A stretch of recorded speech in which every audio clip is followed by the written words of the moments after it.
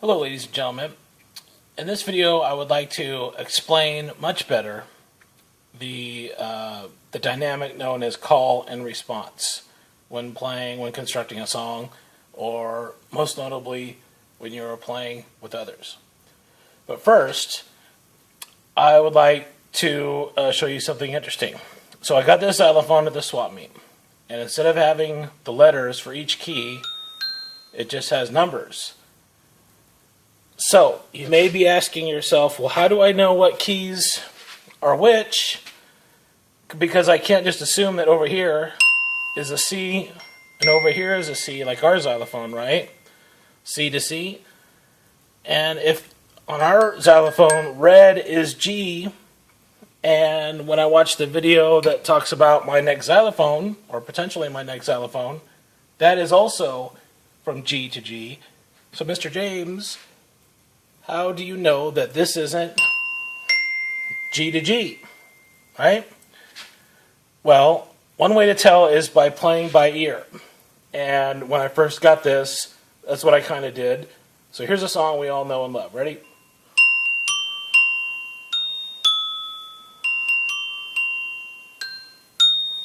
Right? So that sounds appropriate to my ear, to my sense of pitch, to my sense of harmony, right? But still, maybe I'm confused, maybe I don't know. So over here on the corner, right here, you can see a tuner that is made for guitars. And you put it on a guitar, and it helps when you hit a string to tune your guitar to make sure you're in tune with all of your strings. So I put it on here just to see whether it would work on the xylophone or not. So let's see. You get the joke? Let's see, right? The note C. Let's see what it says. Sorry for the nerdy humor, the nerdy music humor. Okay, here we go. Ready? I'm going to hit this. I think it's C because when I played Happy Birthday it sounded correct, but let's make sure. And yep, over here in the corner, that's what it says, C.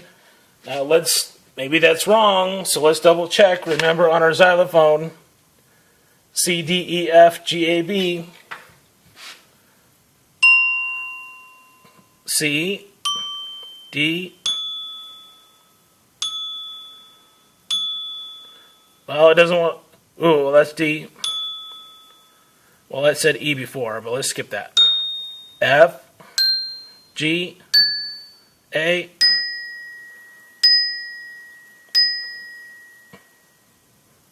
oh, there's B finally at the end. So this tuner is made for guitar strings, so it's not perfect for the xylophone, but we have verification that this xylophone is indeed C to C to C. Okay, so now let's get down to our call and response. So again, we have two octaves here, right? From C to C, and a whole nother higher pitch set of notes, replicating these over here, down to another C. So we had a few emails, well, just two emails that asked the question in a different way, but it basically said, what is the difference between call and response and trading sixes, right? Because they seem to be kind of the same thing, going back and forth. And it is very observant that yes, indeed, in that manner, they are almost exactly the same. The call and response is one instrument trading for another.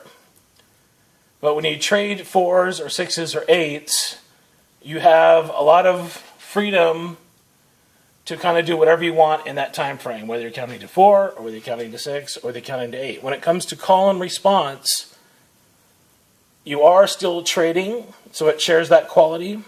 But most importantly, in call and response, it's how you trade instruments, right?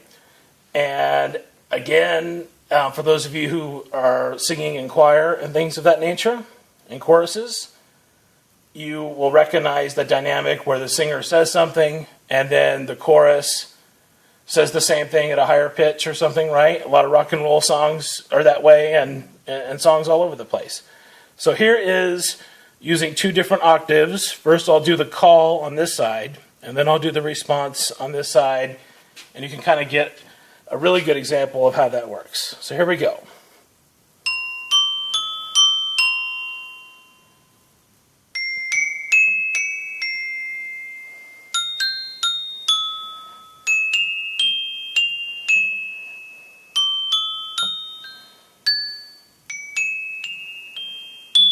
So here again is the call.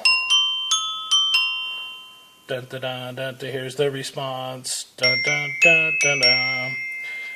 Right? So this is a call and response in two different octaves. Call and response does come from singing. Its original origin and dynamic used.